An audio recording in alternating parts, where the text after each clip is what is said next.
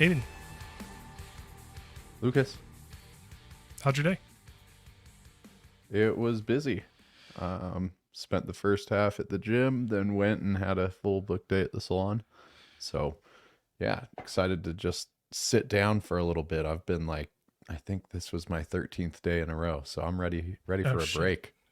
And now we're doing an awesome interview. But you talked to me about the Arizona bill that passed, or not that passed, that was proposed? Yeah, just proposed. I mean, it's pretty wild. I don't think it's going to get very far, but it's something we should all be aware about. USARK put out an alert about Arizona. They're talking about being able to come in without a warrant and seize your animals. So just be aware about that. There's a hearing this Thursday, the 15th. So we'll have updates as they come.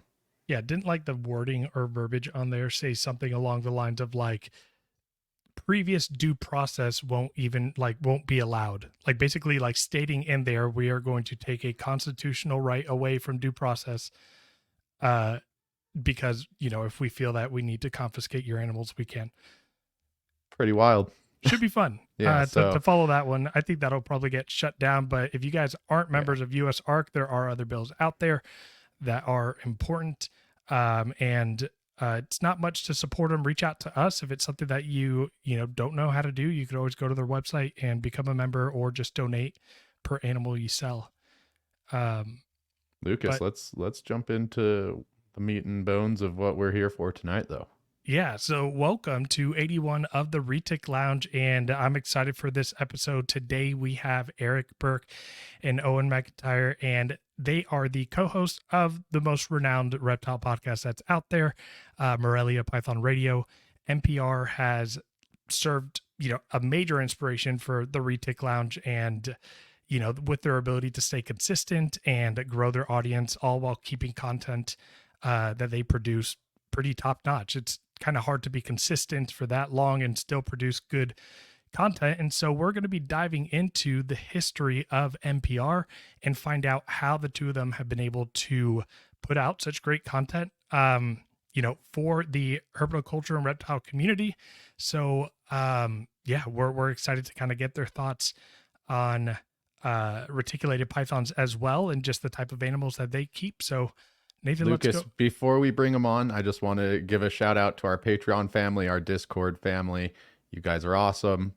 Make sure if you want some background access to the Retic Lounge, you jump over to www.patreon.com/TheReticLounge and join today for as little as $5. All right, I'm done stumbling over my words. You want to bring them in, Lucas? Let's bring them in. This is going to be a fun one. Whether you've poured your heart and soul into your reptile business or you've just begun your business journey, AE Foundry has you covered with next-level expertise in graphic design, motion graphics, videography, photography, and so much more. If you've been dying for a new logo for your reptile business, motion graphics for your current logo, a new website, or need assistance making your video podcast come to life, then listen carefully. AE Foundry's mission places storytelling at its core. AE Foundry believes that a distinctive story and background are the driving forces that set your brand apart. In today's market, consumers seek more than just products. They crave a connection built on trust with the brands they cherish.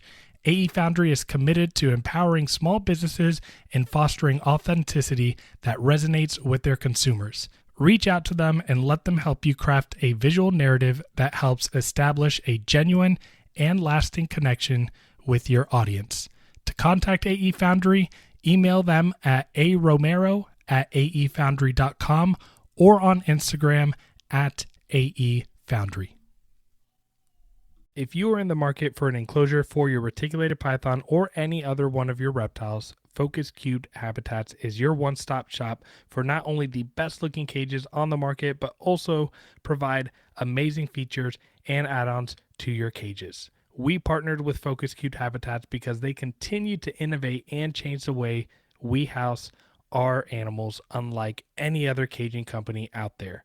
Their cages are designed intelligently and provide the most stylish and secure housing for your animals' comfort and well-being. Visit focuscubedhabitats.com for your animals' caging needs. Again, Visit FocusCubedHabitats.com for some amazing and stylish enclosures. We also want to thank VivTech Products for being an affiliate sponsor of the Retic Lounge. Stop by VivTech Products for the best UV spectrum lighting on the market that will enhance and improve your snake's overall well-being and health. Visit vivtechproducts.com and use the code ReticLounge23 today for 15% off. Again, visit vivtechproducts.com and use our affiliate code ReticLounge23 today for 15% off. Looking for the perfect accessories for your hatchlings or juvenile retics?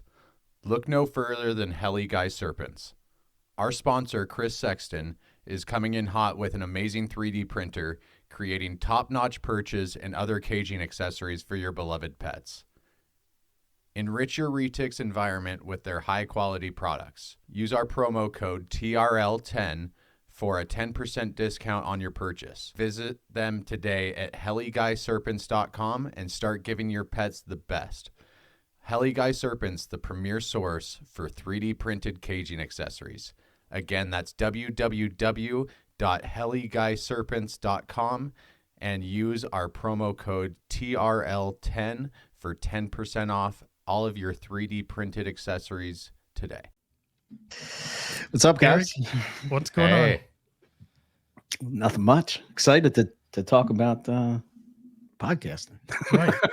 As opposed to reptiles all the time. Podcasting and snakes, for I all hear of us. what we Right. can do. You know, nothing like talking about the thing we spend the most time doing and make the least money with, right?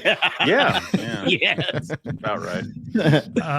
Man, so I'm curious, you know, with you guys, you know, first and foremost, before we even like jump into like the good old NPR stuff,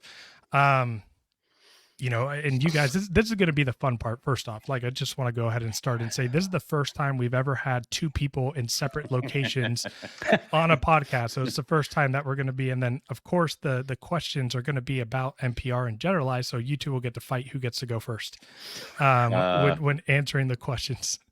I concede to the mastermind.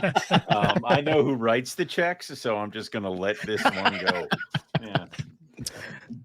It's going to be fun, but Nathan, take us away, man. Yeah, let's open it up. So when you guys started keeping just animals in general, reptiles or not, like when did Morelia come into play? Like, was this something that came on later? Was it something like Lucas where he had a bunch of animals and then got one and, you know, was Now I done want for? Or did you just start straight in with Morelia?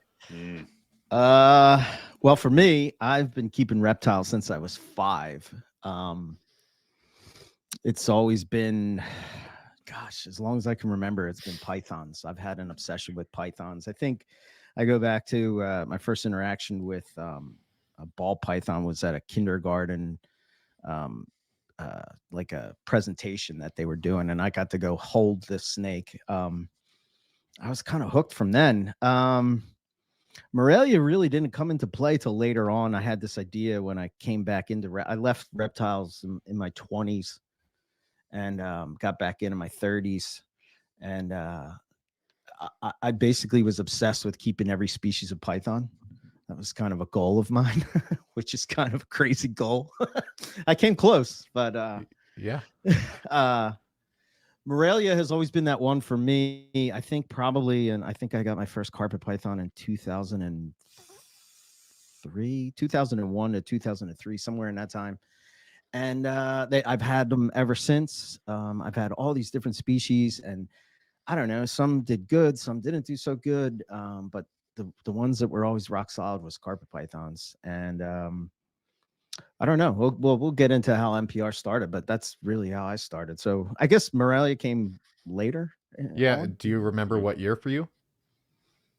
For me? We're going to make him age himself. What year? What I got into Morelia? Yeah. 2003. Yeah. Oh, nice. Okay. Yeah. Oh, what about for you, man? For me, I had a turtle growing up, just a red-eared slider kind of a thing. The one pet everybody should get their kindergartner is what my father got me. Same. I think the thing finally died like 3 years ago. Like it's like, and Oh, now I'm man. like 37. Yeah. So, So I had that, and then I didn't get into snakes until I was in college. My roommate was Chris Foley of Oh, no Cold kidding. Blooded Cafe. Yeah, Okay. yeah. Cool. He and I did that. So he hooked me in with that kind of stuff with bringing contraband reptiles to our dorm room for the first like year. Right.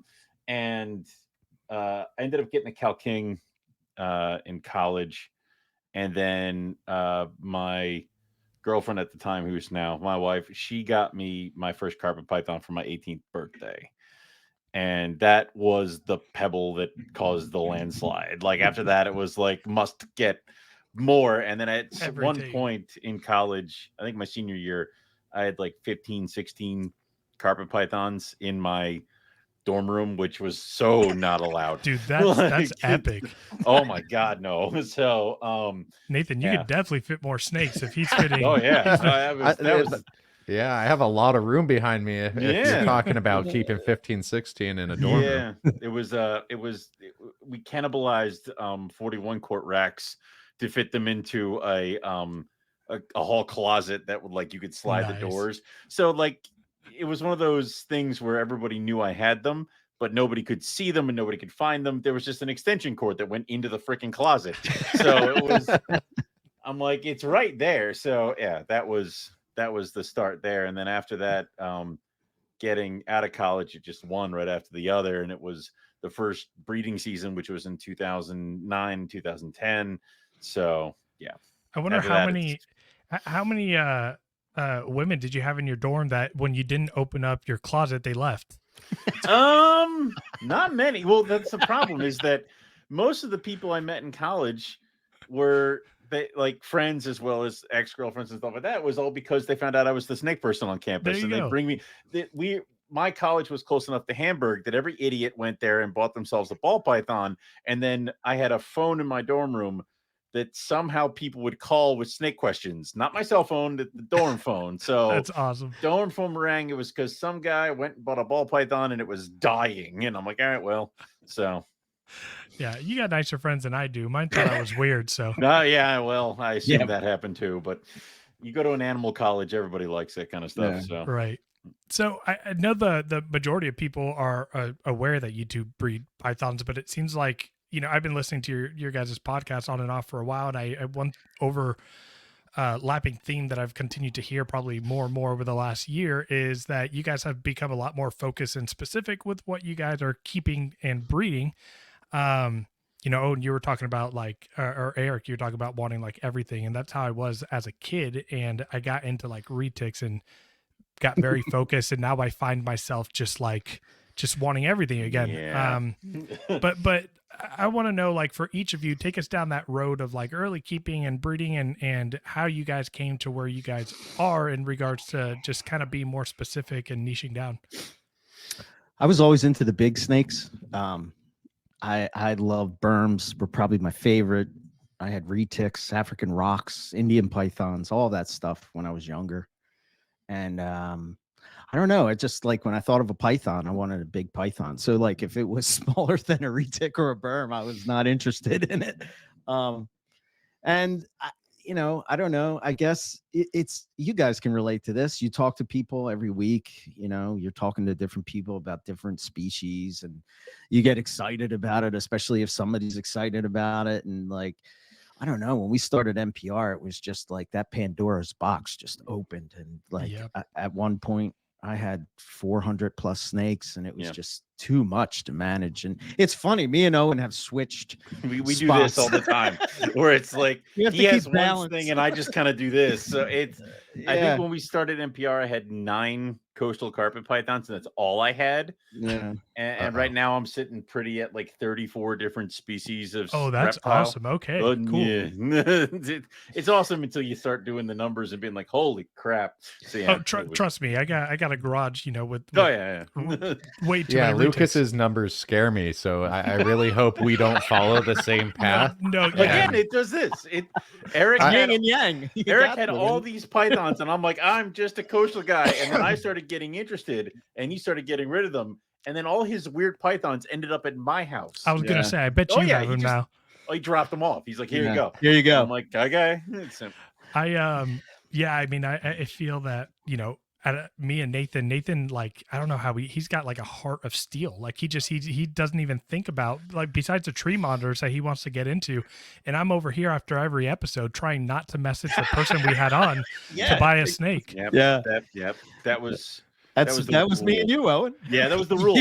We weren't allowed to shop for snakes during the show because that resulted in bad. And then you could always tell by an NPR season what Eric was interested in, because you just start seeing breeders of that species popping in, and I'm like, what are you doing? I don't like all these dwarf monitor breeders are on. He's like, I'm like, okay, you're getting Tim's. Okay. Yeah. The worst was after Riley came on, like literally the moment that we got off, 10 minutes later, I had sent in the money for a pop one carpet. It was bad. Mm-hmm. Yeah, it was bad. Yeah. I knew it was happening, and I didn't even know until the next day. Let it go. Yep.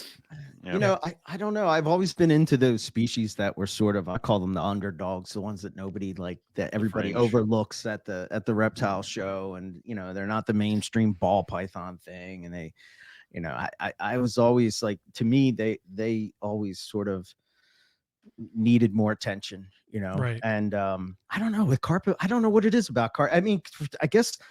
I love all Morelia, but really my heart is carpet pythons in particular. I'm just obsessed with them. I can't their picture. Heads, man. Yeah, I guess. And it's kind of a big snake without being a big snake, because I guess I'm tired of like, the berm and the retic thing where it's like, you guys know. Even the super dwarf thing. Yeah. We're gonna get into retic talk later. We'll get plenty of opportunity to. I want to dive deep into your guys' thoughts about all that, but sure, it's better for you to go for the species that no one likes than to go for the species that the rest of the reptile community doesn't like, the keepers, like retics, right? So at least you go for the animals instead of Yeah. The other thing with Morelia is the community, man. I just was so. They were nerds, like snake nerds. There was no, there was drama, whatever, but it was more about the snake. Some really good than drama. The person. Yeah, it's like they argued about, natural history or taxonomy or stuff like that, but it was never like that stuff. That kind of stuff. I don't know. I think that's what first drew me to NPR is like the first episode or two that I listened to. I was like, oh, this is like the nerdiest shit I've heard in reptile podcasting yet. Yeah. You guys, and I'm actually learning something new. So all right, let's go. Yeah. But I'll echo that sentiment of Morelia community being great. I mean, you guys were nice enough to have me on to talk about retics, and dude, like literally probably over 24 people from the carpet python community reached out and said, hey, great interview. I was like, to be honest, they're just great interviewers. I just talked. And that led to Michael Taylor inviting me to, what was it? Texas Fest. Carpet Fest. Yep. And had a blast, connected with everyone there. Yeah, that's one thing that Morelia community, carpet python community really has going for them really well. It's just that community is strong. Yeah. And I think one of our really kind of the high up there on the hat is is Carpet Fest, and we did steal that from the Conjure community. Like we took that in the night and somehow made it ours. So but I love that just because I mean, there are people now that I can count as friends and rely on that were screen names to me for most of our relationship, and now I know them face to face and stuff like that. So it makes going to shows easier because I know I got friends in the areas.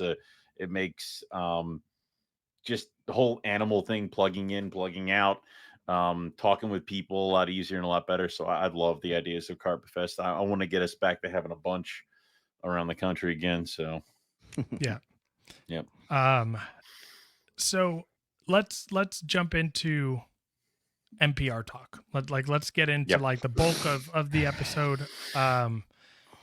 When and how did you two meet? Like, how did you guys decide, like, hey, let's do this?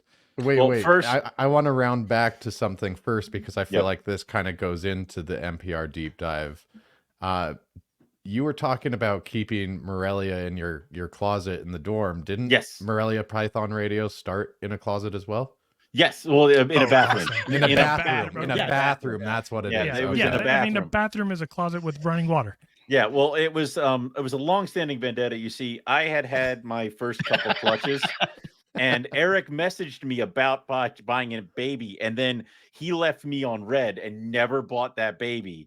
And then he went and bought every single tiger carpet I ever laid eyes on for an entire year. Classic tire kicker. And I needed to know where he was. He was close to me, so I needed to keep him keep close. his enemies close. Yeah, I need to keep him close and somehow assassinate him. And that's been I've got bored. So yeah, I never did the whole assassinating thing. But yeah, that's I think, well, I guess this kind of ties into where my obsession with Morelia came from, right? Because I used to listen to, there used to be a show called Reptile Radio back in like 2006, 7, something like that. It came out, and it was this crazy idea that, like, you know, people talking about snakes, and you could listen to it on your iPod. And it was, I was like, what is this? This is the greatest thing ever, you know? And they were talking about ball pythons, but like, I just applied whatever they talked about to like what I was into, you know? And they had Will Bird on, and that was it. He talked carpet pythons. I was like, what? So I went down the rabbit hole, you know, going on the internet and looking up different things. And that led me to Morelia Python forums. And I thought, man, I love when he talked carpet pythons, but, you know, I would message him, hey, can you get this guy on to talk about carpet pythons or scrubs or whatever? And he would be like, nah, man, we're talking ball pythons this week. And I'd be like, oh, man. Did it last week. So eventually I was like, well, if they can do it, why can't I do it? You know, and why can't I do what they're doing, but have a focus on carpet pythons? It's weird. I asked permission from the guy. I called him up like, hey, do you mind? I'm not trying to copy off you guys. I just want to do it, but do it on carpet pythons. And, you know, he was real excited about it and whatnot. Yeah, that would be awesome. And then they kind of floundered out. And and then we started it. I tried it by myself, and I don't know if either one of you guys have ever tried to do a podcast by yourself, but it's really difficult to talk to yourself. We've done episodes without each other before, but I mean, no, it's it's I can't, you know, I thought of that idea, and that's why I was like, nope. And I reached out to Nathan because I was like, I'm not staring at a camera and talking, and I was just stupid enough to say yes. Right, exactly. There we go. Now we know who's who in this whole thing. Yeah. So I'm the one who had the brilliant idea. Right. That was like, Retics, let's talk about him. And I'm the Nathan of the story where I'm like, sure. And then it's like, yeah, we'll be like a week in. We're not coming back. We're not going to do another episode. We're going to stop. We had the first Christmas break. I'm like, he's never going to message me about the new one again. And it was like, oh my God, it's been how many years now? So yeah. When did you guys start? 2011. Yeah, man. So you guys are on year 13. Yeah. It was Eric did the first episode in the bathroom. Yeah. Which, if you can get it, it is fantastic. It's terrible. You need to find that. How much? No, the entire first season of NPR is rough as hell because we're learning because here's the other thing is that the second episode, which is the introduction of me, Eric put out a request on the forum looking for a co-host. And I'm dumb enough to have responded and said, I'll do it. You live close. Yeah. You know, originally it was supposed to be this guy. His name was Luke Snell. And he was sort of an early influence on me and my carpet python keeping. He lived up in North Jersey, and probably like every couple of months I would drive up to just check out his stuff. His business was Morelia Wonderland, and he kept basically carpets, and he did chondros.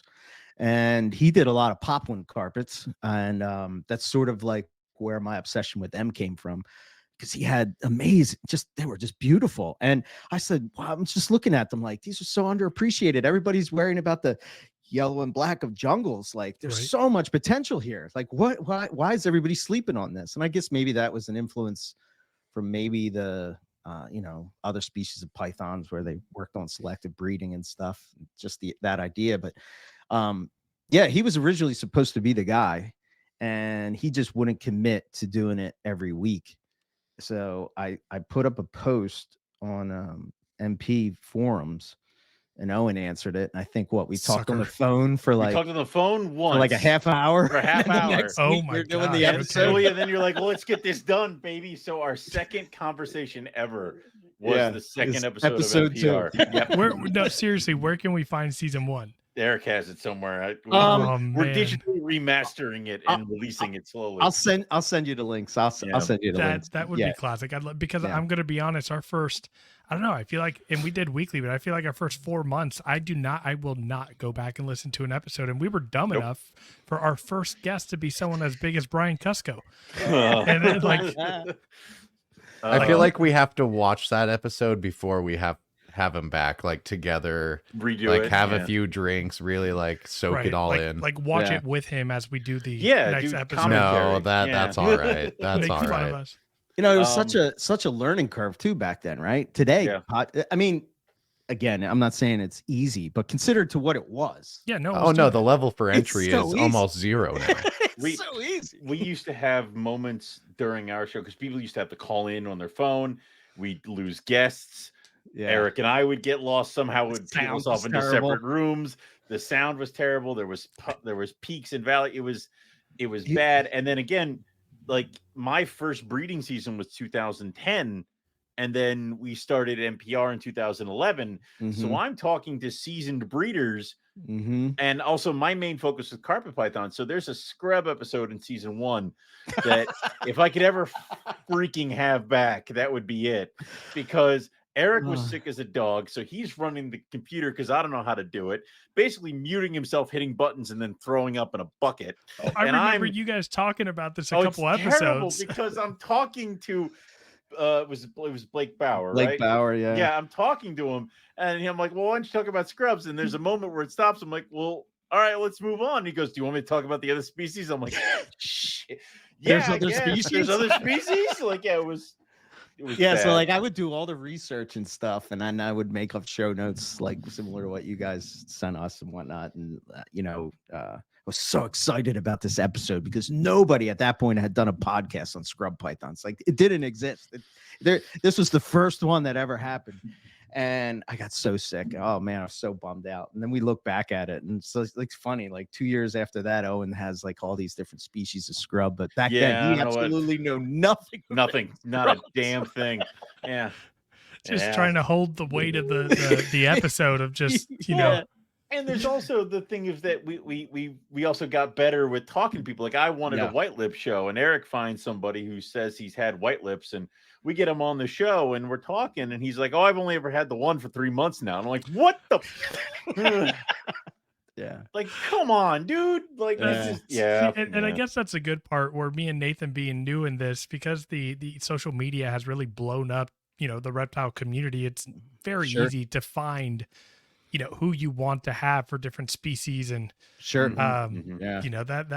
man, I can imagine the trials, tribulation back then of having to do that were fun to say the least. Yeah. We used to have a clip show on the anniversary. Rob Stone would go back and find all the stuff we messed up throughout the season and play it for us. Stuff we said. No. Thank God he stopped that. So, yeah. Thank God Adler's not doing clips anymore. Right. Seriously. Doesn't need to live rent free in my head already. Like, So you kind of talked a little bit about the inspiration, which sounds like it was Reptile Radio podcasts. But I mean, realistically, did you guys foresee yourself? I think Owen was like, every episode was like, he's not texting me back. Yeah, he's not going to. It took me at least 3 years to catch on. This might be a thing that's going to keep happening. Yeah, Eric, when you were in the bathroom standing next to the toilet recording that first episode, did you think, this is 13 years from now, I might be sitting next to the same toilet recording a podcast? Or at least did you have like goals too? I did have goals. Yeah. I think I was more of like, how do I keep Owen happy enough to keep him, engaged in this? Because I learned pretty early on that like NPR and why it works and how it works has a lot to do with just me and Owen and how we interact with each other. And I guess after 13 years of spending every Tuesday with him, well, there's there was the moment where I'm like, I had to come to you and be like, can we stop recording on, what was it, Saturday night? I'm in my 20s. You're killing me. Like, it is. And then there was the moment where it's like you kind of feel each other out and get each other's sense of humor. And there was this one joke that will always be in my brain of being where it finally broke is we were talking, you know it. So I we were can't talking- wait. I cannot We were wait. talking to somebody, and we said something about like caging and stuff like that. And Eric's like, well, that's how Owen and I are different. I have all these really great snakes in all these cheap bins. And I'm like, and what the hell are you saying? Like, what's the second part of that? Like, it is, I just have crap. Owen in has really cages. shitty snakes. Oh, and really snakes nice and crap. cages. Like, what the hell? So it was, yeah. And That's it was great. that moment there that just kind of, after that, it was, you can do give and take. We can take shots at Yeah. each other and all that fun stuff. So Yeah. that's kind of like where everything kind of broke. Yeah, you guys do have a great energy, and the way that you guys approach like the interview, and you know, it's great to see how different the personalities are, but it come together with how you guys click and bounce off of each other and mess around with each other. I mean, that's really the only way I feel like to do this for this long is to really have fun while you're doing it. Yeah. Yeah, I guess at the core of it, right? We're both, you know, I say this a lot, and Owen is, I don't know, he's a very humble guy when it comes to certain things. And he's not one to go and sort of brag about like what he has done, but like in the years of NPR, I mean, he's bred every species he's tried to breed. You know, I just With don't think he seven, gets- no, there are several exceptions there. That trust me, they're right here. I mean, I just feel like he doesn't get the credit, but it real deep. I guess what I'm saying is deep down inside, he is a snake nerd just like I am. He doesn't come across as a snake nerd like I do, but he is we're the same. Yeah, I mean, I was listening to the rough scale Python episode, and Owen is just like nonchalantly like, yeah, I produce them and I'm establishing them, and I'm like, yeah, I mean, They're why mine. do you not like that's a good accomplishment, like. Because I don't want anybody else to have them. They're mine. Like, I don't talk. Don't look at them. Like, Yeah, let's not get into rough scales because I don't need to buy another snake in an hour. They're right here. I know. They're right. Eric's are down there. Yeah. So we've talked a little bit about, I mean, just the longevity of the podcast, but how do you guys feel like you've created the listener longevity and just had like your solid listening base? Yeah, like I feel like it's one thing to like have the longevity and do it weekly, but like to keep people wanting to come back for that long is a whole different accomplishment. I don't know, to be honest with you. I don't think we've ever focused on like I don't know, when I talk to podcast people today or YouTube, you know, they're kind of like my stats and how did this episode go? Yeah, I'm guilty of that. And all these things, and like, I mean, it's cool to look at, but like, I don't know. I guess at the end of the day, I always looked at it, especially in the early days, kind of like what Owen said. My first year breeding was 2012. So like 2011, at that point, I had just kept snakes, and it was really for me, right? I wanted to learn, and now here's an opportunity for me to somehow be able to talk to some of the greatest keepers and breeders of Morelia around the world. I mean, I didn't really ever look at it as, oh, we're doing this for the listeners, or this gets more views, or this gets more. I don't know.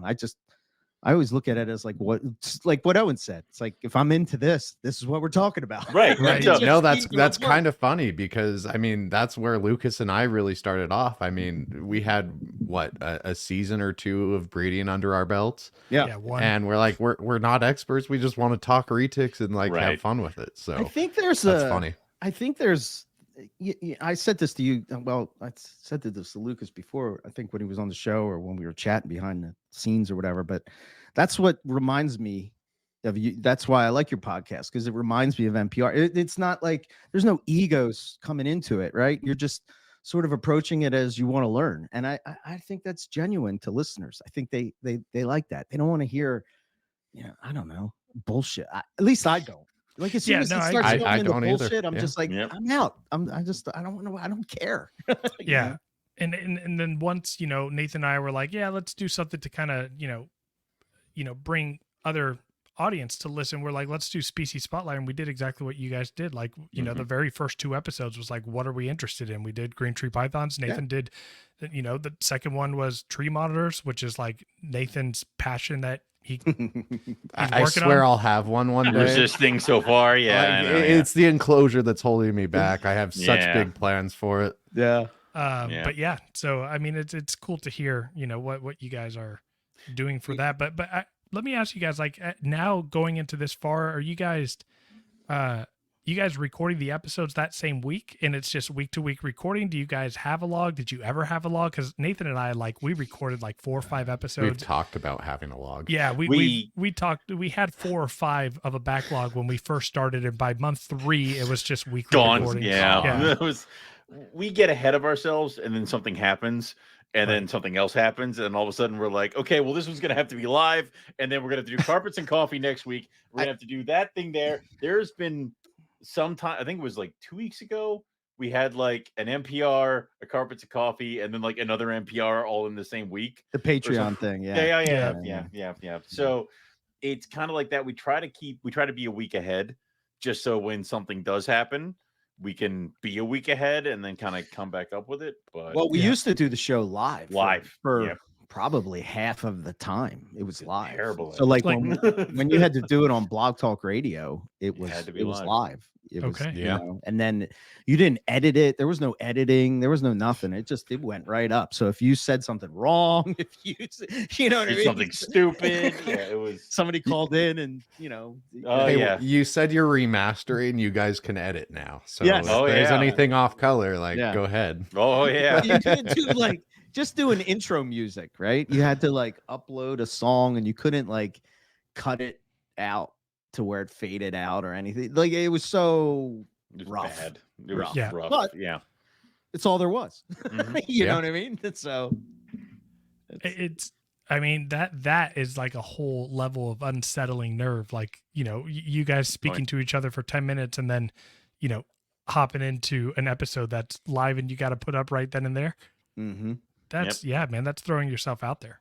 Yeah. It's funny now when we talk to people who are going to be potential guests. The first question is like, well, what are we going to talk about for 2 hours? Come on, like snakes, and you'll be fine. I don't know if I can talk for 2 hours. You'll be fine. I don't know if you guys get it, but they always say at the end they'll be like, "Oh man, I can't believe that 2 went hours fast." went by." That flew by. Of course it did. Yes. It did. But then the other thing is like, it's so much easier now with the editing and with that, being able to take this and chop this and other stuff. There were several moments in the first like 2 seasons where that's where you guys are going to remaster. Oh yeah. I think it forced us to be able to learn how to do this live on the spot. You know what I mean? Like you have no choice. You either do it and you're going to screw up and those things are going to happen and you sort of take them and you move on, you know, but I equate a lot of things. Like it's like a discipline and it's like learning to play guitar, right? I learned on a terrible guitar. It was terrible. The action was high. You had to like press down. Your fingers are bleeding. When I picked up a perfectly intonated Stratocaster for the first time, that was like flawless in every way. It was so easy to play because I've already worked out all of those terrible kinks and stuff that you go through. So no one goes and gets a Taylor for their first guitar, right? Well, some people do now. I almost did when I was working at Guitar Center, but well, there you go. it was because the reps were talking me into it, just like snakes. My first guitar, I think, was like a $75 Fender, the one you could probably get at Walmart now. Yeah, that was and same thing here. I mean, I didn't spend and this is a good mic, but it's a $60 mic. Like I was like, I don't know how long we're gonna do this. I'm not spending $400. Oh, we were only a few months, like 6 months in, and because I worked at Guitar Center, I was like, I have to have an SM7B. I'm doing a podcast now. Yes. Right. Yeah. Got to be like Rogan. I'm bald tattoos. Just gotta have the mic. That was the thing. It was like the mics were tabletopped at one point and didn't have mufflers on them, and then they got these little arms, and I think we were calling on our phones, and we had headphones, and then everything progressed, and this has got to be the 3rd or 4th mic iteration because all the other ones have just been horribly obsolete. Like they're not good anymore. First mic just unplugged from the karaoke machine and put it it's somewhere in the back over there, just in case. That was quite literally what I did. I mean, it was just the stage mic that I had that I had won from work. Right. That's awesome. I didn't know that. So let me ask you guys this. You know, what, you know, obviously you guys have fun doing it. I'm curious, what are your guys' like most memorable episodes? In 13 years. Yeah, in 13 years. I know that's going to be hard, but you know, I guess it's unfair for me to ask like number one. So if No, you but guys there's got to be wanna a get- few that stand out as Yeah, just like top they were fun three as for hell each to of you. record or whatever. There are several, and for different reasons. So Go ahead, like, Owen. yeah. You go first. All right. Let me hear your. I'm curious. Rico Walden. Yeah, this is one definitely. That was one. Absolutely. Our post Australia, where I think we were just giggling like idiots about like actually doing and finding The things Owen like the Pelly? Owen Pelly. Yeah, Right. yeah. Okay. The holiday episode where thank God it was not video recorded, where I had to mute myself. Then it's like it's like Cameron coming on and doing the herp history. We just had the Tom Crutchfield herp history that was cool. Gosh, I liked. I'll help you here, Owen. Thank you. I think a couple. So Rico Walder was a great one, right? Yeah. To be able to have talked to him, Right. What a great guy, especially And then, before he passed. And yeah, stuff and like then that, he, and then he had just passed not too long Mm. after that. So I'm glad that that's archived. We talked to Richard Shine, which yes, at the time we were so Mhm. unprepared to talk to like a academic but the idea of talking to him was pretty cool.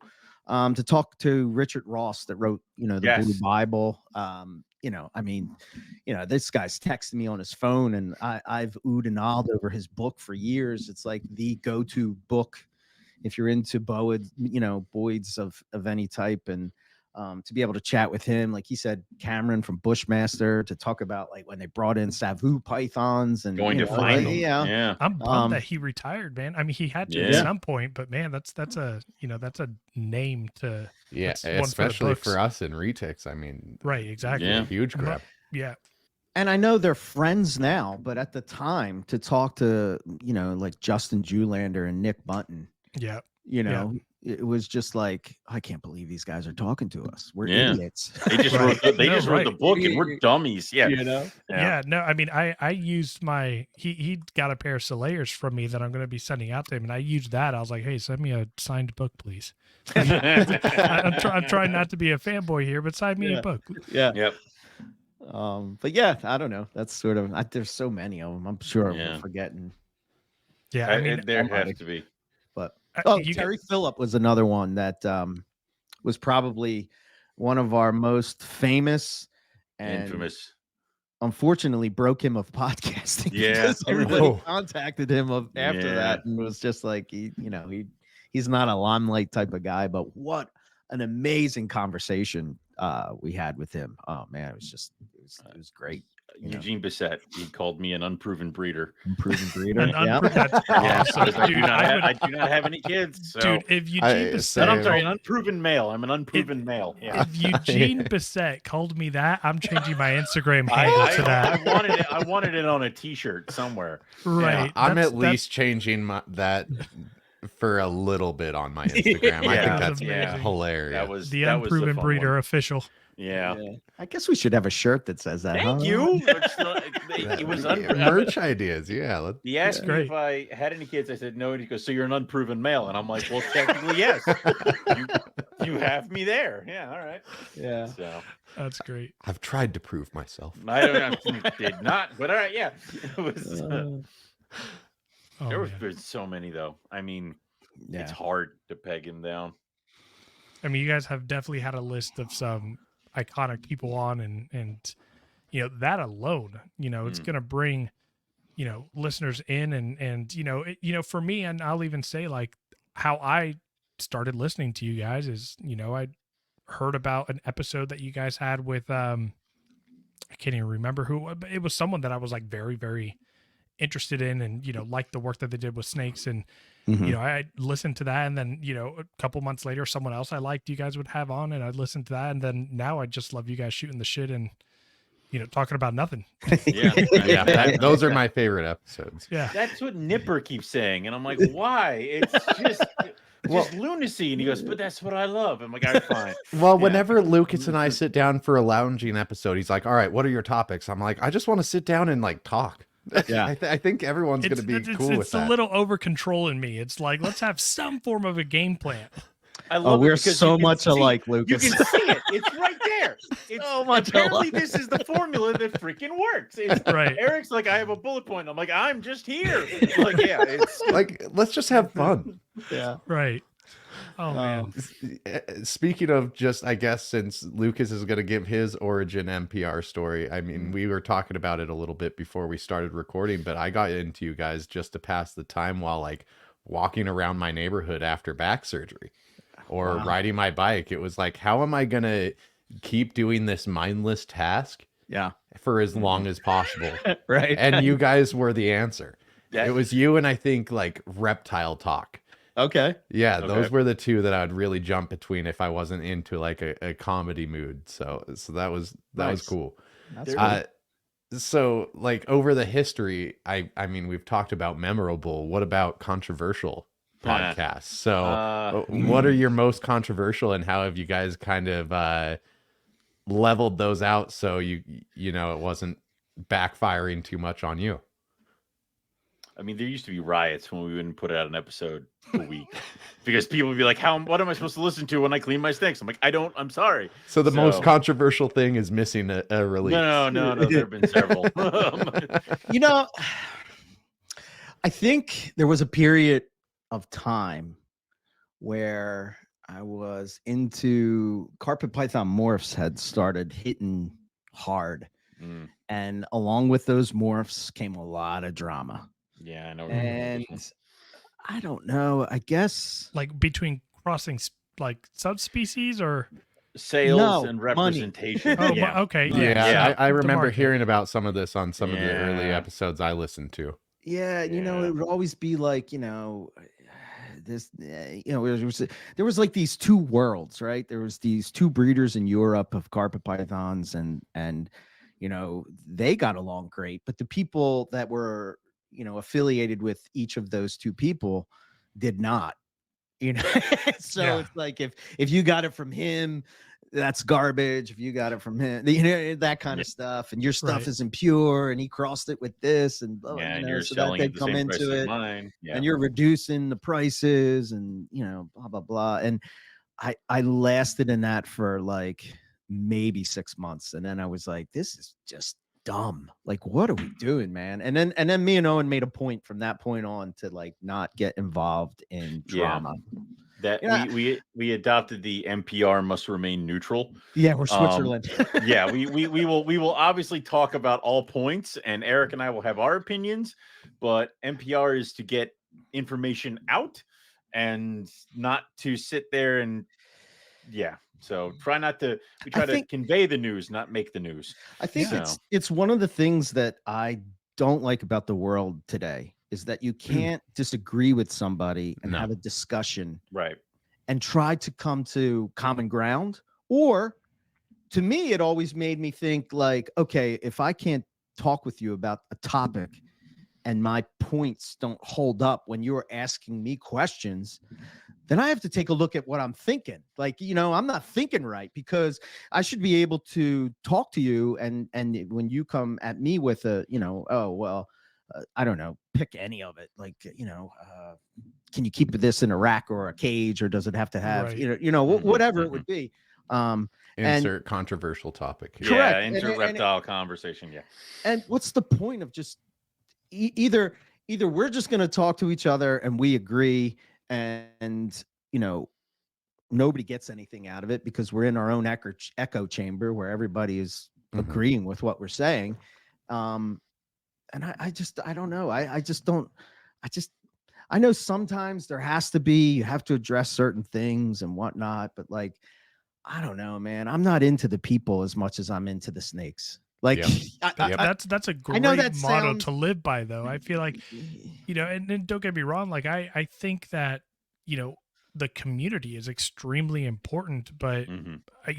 definitely putting the animals first. And, I actually like that mantra, like NPR staying neutral. My biggest thing for 2024 is to try and do more of that. Yeah. And to comment the least amount I can on Well, social media. Lucas, I know we've talked about this a ton on the podcast.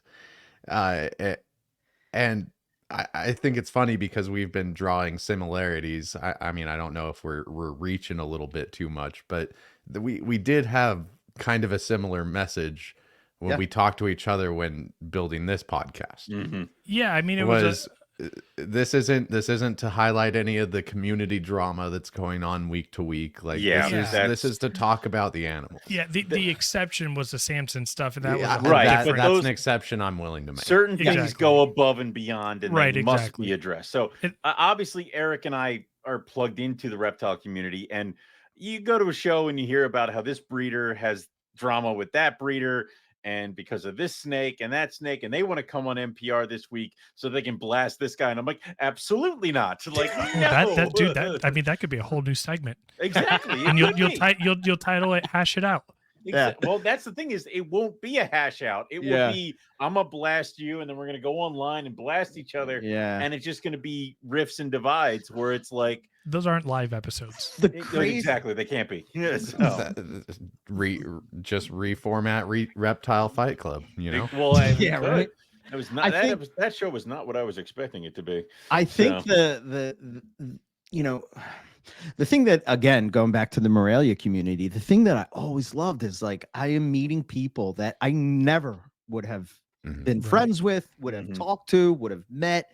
So it pushes me out of my comfort zone to be involved with different people than, that like normally we don't agree on, politics or, whatever is going on in the world today or whatever. But like here we have this common thing.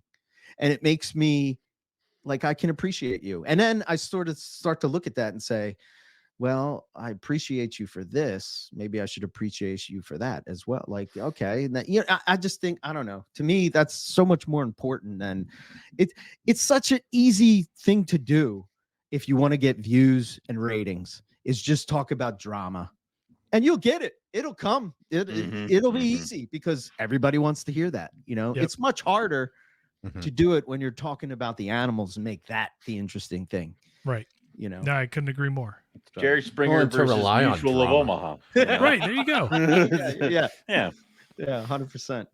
But to rely on drama as a form of content is kind of scary. It's also exhausting. Thinking about it. Like, I couldn't do it. I wouldn't want to do that. I just feel like, you put yourself in that mindset. I could feel myself going down the road of being just negative and everything is negative. And this person's trying to go, this person's trying to do this and that and all this stuff. And it's just like, wait, hold on, stop this. No. We can't do this. No. It's a lot of energy and you'll get into that game and you won't be off of your phone. It's too much energy. Yeah. So let me ask you guys this, you guys now have, there's Morelia Python Radio, but you guys have the Morelia Python Network. And it's that I love that you guys did that. And you have other segments of different podcasts that are under the network. You guys do Carpets and Coffee. There's the Reptile Fight Club and a few more that you guys, have under that network. What led to kind of going down that path and to venture out and, even making the decision of under the, Morelia Python network of having other people have a podcast on there. And I'll let you guys answer that. And then I kind of have a second part of that question. Eric didn't have enough to do. So we decided the best thing to do is to add more shows for him to edit. It was kind of like, I came to this crossroads and I guess we'll talk about it later too, but like, what is my legacy going to be in the reptile hobby? Is it going to be what is it? And I'm like, well, this is dumb because I have this thing that we created years ago. Why not focus on that? Why not make that the legacy or I don't even know if you want to call it a legacy, but like, I guess giving back to the reptile world, right? Because I felt that the reptile world opened its arms to me and took me in, and I didn't really have a whole lot of, trouble with people or whatever. And I thought like, well, this is my way to give back, to do this work, to make information more readily available so that people don't have to, scour the internet, and, because I think sometimes reptile keepers, I don't think that they mean to, but I think there's always this friction between the new people coming in and the old people that have been here forever. And, that whole deal. And I don't know, I'm just trying to make it easier for that, Right. and trying to bring the community together rather than push it apart. And the other part of it is the thing that frustrates me, and I learned this early on because Rob Stone used to call me every week with notes, hey, Eric, this isn't this, you said this wrong, this isn't right, what are you doing? You guys are totally off on these facts and all this stuff. Yep. So, we're spending all this time doing these podcasts, and then I would hear other people talk about Morelia, and they just get it all wrong. And I'm just like, oh man, all the work we did is just unraveled because your show is more mainstream than our show. And oh man, how do we deal with this? And it was like, when we would talk about those other species, I felt like I wasn't qualified to talk about colubrids, right? I just felt like there's I know the first thing about them. Right.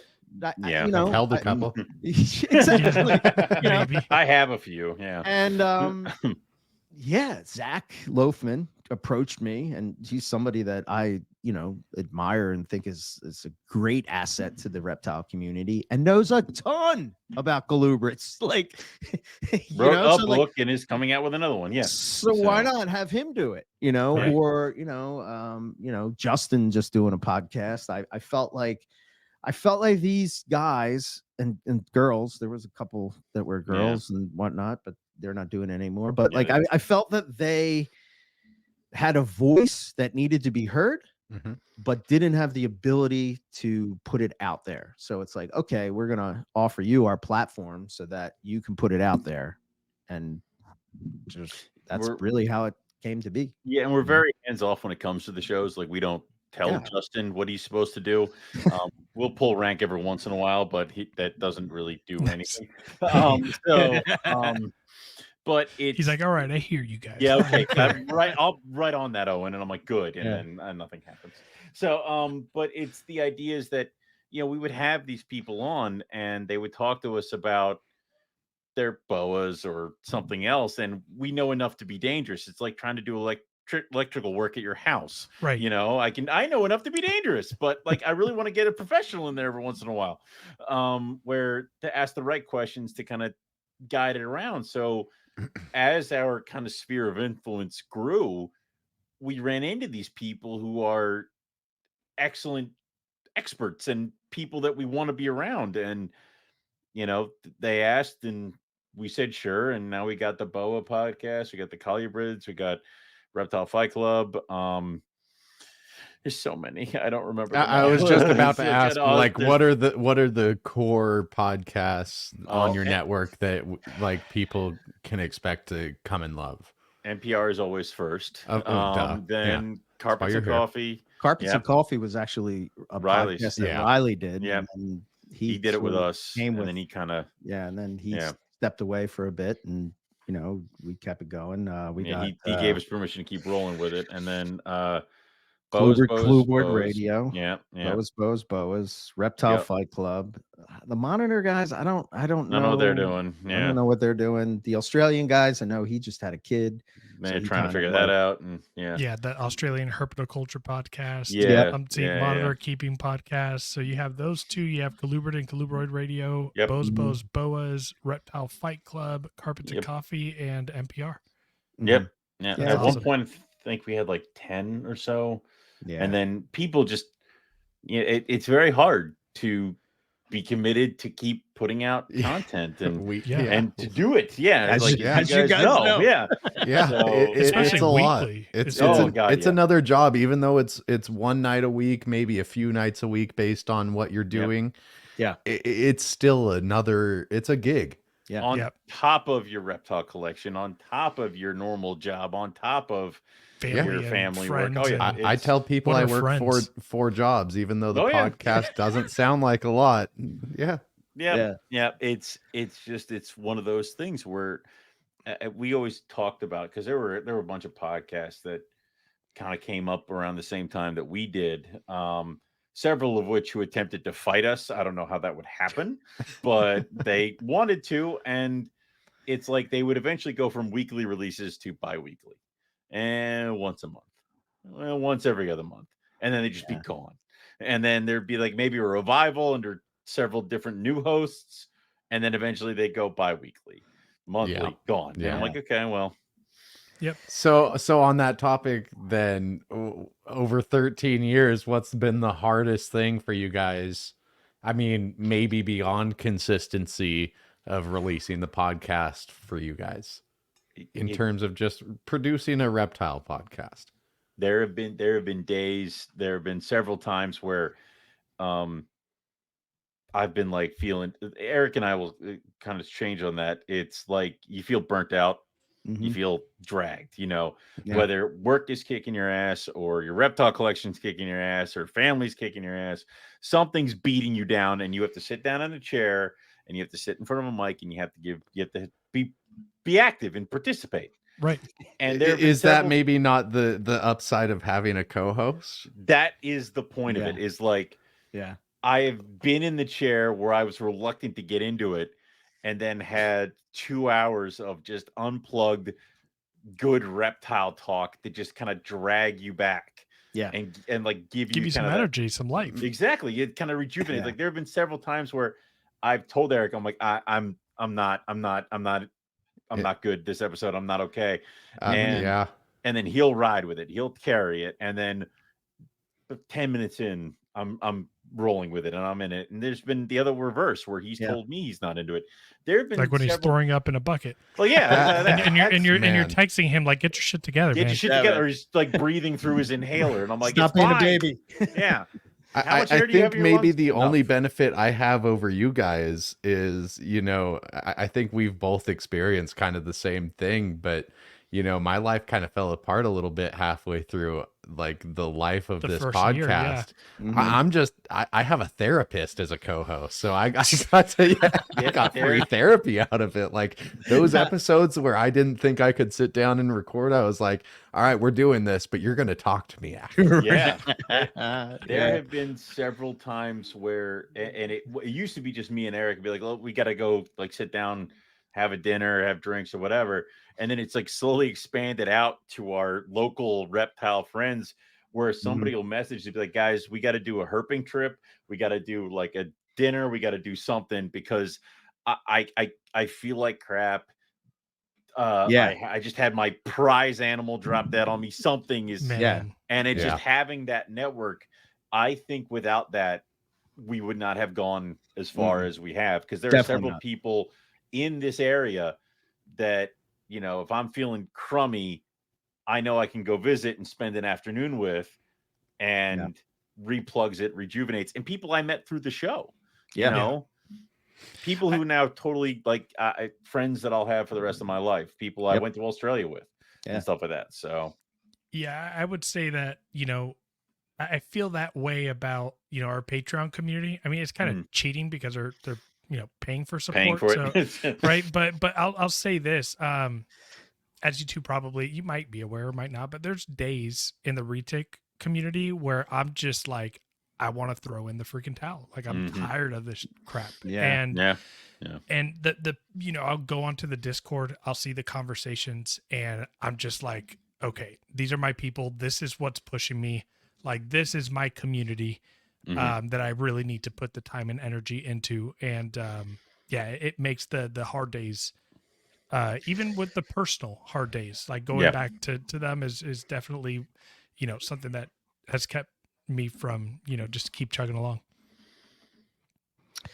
Yeah. I think for me, I've gone through this many times with burnout, and, luckily it hasn't ever happened to where me and Owen are both burned out at the same time. So that's good. So I'm sure that has something to do with the longevity, but, no, I mean, I guess in a nutshell, I enjoy talking snakes with Owen. I think that, it's good that we kind of look at the world a little bit different. I guess. And I think we've just kind of grown together over these years that, I think we see the world a lot more. But like when I'm really thinking about a situation, I'll run it by Owen, and he's always the common sense type of guy. Like this is a dumb example, but this would be the example. Like, I hatch out this carpet python, and it's just out of the egg, and I'm like, dude, this is insane. This is, sending them pictures and whatnot and all this. I'm on a high horse, like you couldn't believe, and he's just like, wait till it sheds. Wait till it sheds. Right, Why don't we pump the brakes here a little bit? Let it shed. Let it give me a couple meals, and then we'll figure some shit out. Oh, And then especially with Popwins, where they change color, Yes. like you don't know what you have. 100%. I thought he was going to go with it. So the other part is that NPR is only as big as it is because Eric has these fantastical, wonderful ideas and goes all out on this stuff. But then there are some that I have to drag him back to earth with. There's And that. he's like, we're going to have a magazine. And I'm like, a what? No, magazine. Well, have articles. And I'm like, you need to knock that off right now. Who reads I magazines? I barely speak English. Like, I don't know why we're about to put out a literary document. Who's writing these articles? Who's writing? Who's doing this? Like, no. So we will. No. No. Yeah. Not at all. Yeah. Yeah, I would definitely say Nathan's the more grounding one. Yeah. That's funny to me too, just because like you're the therapist, and in my professional life, I'm the artist. So like I don't know how the hell that worked itself out, but yeah, it's true. It is. Yep. So let's go ahead, and I want to ask one last question about NPR in general, and then after this I kind of want to go a little bit into like reticulated python talk. Okay. Yeah. And then so what are your plans for the continuation and growth of NPR and the other shows under the network? What are the plans for the future? Have you guys had any thoughts on like where you want to go, and what's next, I guess? Not a magazine. No, that died years ago and will never be reincarnated. That's gone. I've said it numerous times. I'll keep doing this until one of us calls it in, because that's the other thing is that like people are like, oh well, if Eric bails, I'll be your co-host. I'm like, no, you won't replace him. No. How dare you, sir? Like, especially, away from me. Especially not this late into it. No. I'd stop listening. Yeah, it's not. It's like it's like a band, right? The original lineup. You can have the most talented musicians come in after that original lineup, but there's something magic about the original lineup, and when it's different, it's now changed. So I just feel like if it wasn't me and Owen, it wouldn't be NPR anymore. So if you saw Axl Rose headline AC/DC, you did not see AC/DC. Okay, right? Exactly. There it goes. I mean, as far I don't know, man. I'm really working hard on the website because I want I'm inspired by there's a website, it's West Indian boas, and the amount of just detail that's on this website about West Indian boas is just such an inspiration. And I always had this idea that I wanted to have a place where people could go to learn about Morelia, and then sort of like I looked at it in my brain like a hub of Morelia, and then sort of pushes you out into the right places and the right people and the right things, and you can listen to the people, like just that ease of access to information is sort of like what I'm trying to do. As far as I don't know, we keep trying to do different things. Like I think it's important to talk about the history of herpetoculture and really sort of highlight some of the people that are the founding member, because I just don't think they get enough credit, Yeah. I think that the hobby wouldn't be like it is, and they just want to, I see a lot of people just want to, they didn't keep right and this and that. But the technology wasn't there, and somehow they still made it work. Like, it's not you. It's not their fault that you haven't taught us. Yeah. Exactly, and I just feel like I think that I just want to, for me personally, I really would love to write I call it the accompaniment to the complete carpet python, because to go to some of those places and take pictures of localities of those animals, or observe carpet pythons doing what and green trees too, but Love I only that. be able to see the Australia ones. But just sort of have that. That's sort of a goal of mine. You know, I just think that would be something that I would want as somebody into this, you know. Right. So I don't know. And then just keep doing what we're doing, you know. Mhm. Yeah. I think that would take me to like, you know, I'm breeding the locality retics and getting into new stuff. I got the podcast. Like what I really need to like really fill my cup up is I need to start getting out and herping and in other countries Yeah. with the species I love. Like It's a it's a game changer, man. That It's- broke it's a- Eric. Yeah. yeah, it's a dream. I of live in mine. one of the best places to herp, and I've only done like this much. Yeah, and I mean, just to be able to go to Indonesia or even dude, Australia, I swear, is a country that like did not get impacted by the freaking meteor that struck Earth with the dinosaurs, and it literally is just a fountain of crazy animals. Lucas, we something need to else. do a Patreon like GoFundMe. Like, let's get Lucas and Let's Nate get to out Australia. to Indonesia. Yeah, or I think- Indonesia, exactly. We tried and we raised $5. I think when we did it. All right, That Lucas, sounds let's don't about try. right. This was this was a bad idea.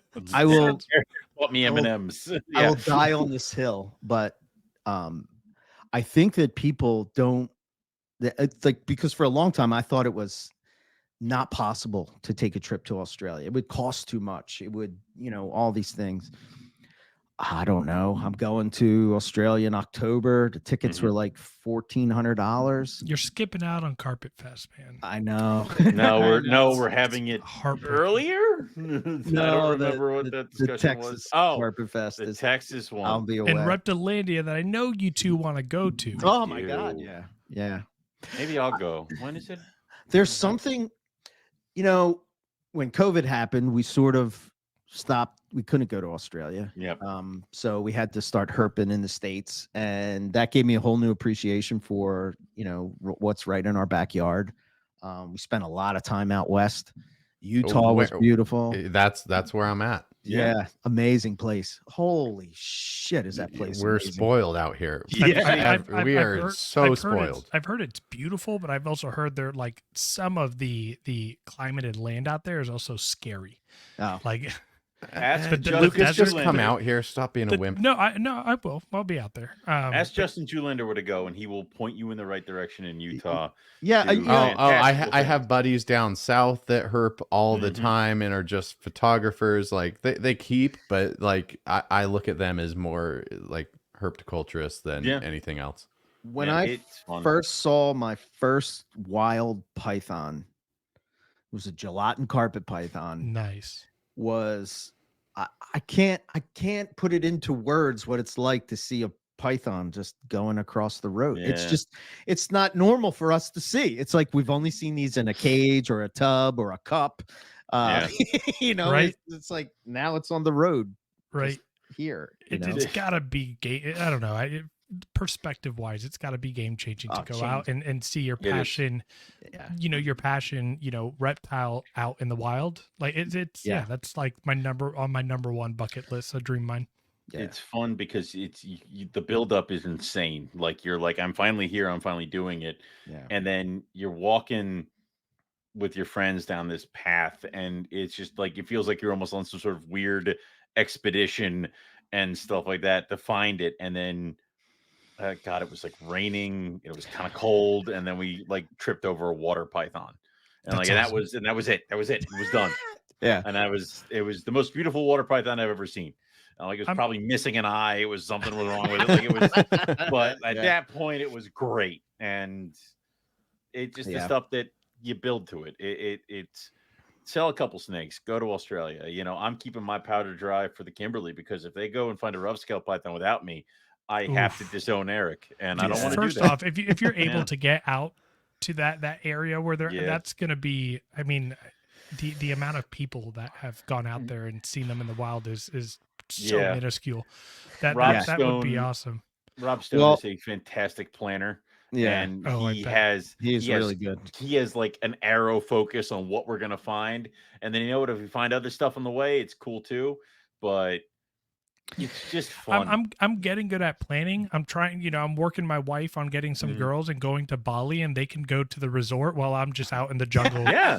finding retakes. Yeah, I'd be like, Lucas hasn't reached out to me once for this trip. Oh. listen, I gotta find a way for my wife to be like, sure, you can leave for 2 weeks while I have the daughter here. Right. Like that's my first hurdle. Then once I pass that, you're the first person. It's I'm plans. messaging. We gotta get there and Step by step. That's what I say. I'm good at planning. I think that was it's invaluable, the information that you can learn just being in the same environment Right. as the species you keep. Yeah. It is just night and like I can reach into a cage and feel. And again, this is the other thing I had to learn when doing this, right? You're just there and it's a snapshot in time of what this animal goes through on a daily basis, and things could change the next day or whatever, and you're just seeing this little tiny snapshot. But at least it gives you a feel for, like, humidity was something that, like, I never focused on humidity with carpet pythons. They didn't they seem to do okay without it and whatever. I come back from there, just changed my total concept of that, because it was so humid. It was Right. so humid. Right. And it's like, well, this has to play a part in somehow. Like, Absolutely. yeah, they can maybe they can survive without it, but wouldn't they be better with it? So how do I replicate that in captivity with, because obviously you can't put nature in a box, but you can try, Right. But just does it need it type of thing. And just the amount of information that I learned about size and weight and what we look at in the hobby and what we think is, what a python looks like. And Let me guess, we're all overfeeding. Well, that's number one. Yeah. Yes. Welcome to America. Yeah. Right. Exactly. But yeah, I don't know. That's I mean, no, I couldn't agree more. I mean, even like, I'm almost wondering, it just in my green tree python enclosures, I'll open it and I'll, stick my hand into the enclosure to change the water. And I'm like, holy shit, this is humid in here. right. So I can imagine, being out in Papua New Guinea and sweating bullets, even though you've only taken 5 steps. And, Yeah. but no, I think that's awesome. And that's kind of, that next level that, I'm sure Nathan is probably on board to go just about anywhere if we're able to. But I want to honestly, even a trip to southern Utah to hang out with my friend and her, like that, Right. that's high on my list, and it's just something I've not done. Yeah, like I've lived in. I'm sorry. Go ahead. No. Go ahead. I was going to say I've lived in Texas for 7 years. I've yet to see a rattlesnake. I've seen rattlesnakes, so at least I've seen not that several. bad. I've seen several western corals. They're huge compared to the ones that I saw in Florida. But man, I think I'm up to 12 species of rattlesnakes that we found in Nice. the U.S. I think. Yeah, there's some really cool, like the midget faded is Oh. like the one I want to go see in southern Utah. Holy shit, that's nice. Yes, Yeah. 100%. so I want to. We are a retake podcast, but let me give you some background on why I want to talk to you guys about retakes. You guys had me on your podcast to talk about the ethics of keeping retakes, and you guys, the questions you guys sent me, it was very, you guys set up for a great podcast, but I don't feel like I got enough time to actually hear your guys' true perspectives on reticulated pythons. And, I figured why not do it on our retake podcast. And so, Well, and where they sit in the hobby today, I think would be really interesting too. I'm curious for each of you. I heard Eric, you said earlier, you had retakes. Owen, have you had retakes before? And I had 3. I am down to 1. okay. And I'm curious, what are your guys' thoughts on, keeping them in captivity? And, you guys have downsized with the number of retakes and things like that. Like, what's your thoughts on just captively keeping reticulated pythons? I think that's a lot of snake for the small areas that we continually give them. And I am on the cusp of kind of outrunning my own coverage with my own retic because of how big she's gotten and what I can provide her as far as cage goes. I do see that some people are doing a fantastic job with keeping large snakes, and I'll include Afrox, sperm, stuff like that. I forget the name of the one guy I love on Instagram or whatever, but he has an entire giant walk-in white cage in the middle of I guess his apartment or house or whatever, that he steps in, and he's got like 2, I think, berms. They could be Afrox, but it's big enough that these big animals can get on the ledges, can crawl around, and he has to step in and like walk across their enclosure. So I do think that there is people can do it and do it correctly. Just that's a lot of space, and it's a lot of a thing to kind of understand that you might have to provide. So Yeah, this one is a tough one for me in that I think.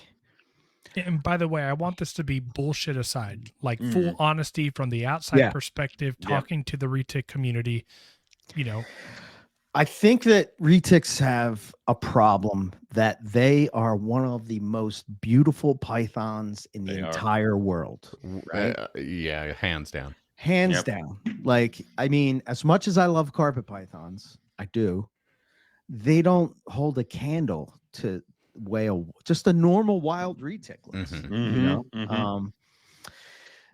and it's very tempting, appealing. I've been there, so I'm speaking from experience. When you're buying these small snakes, they look amazing. It's just another snake. 10 become 12, 12 become 20, 20 become 30. Never.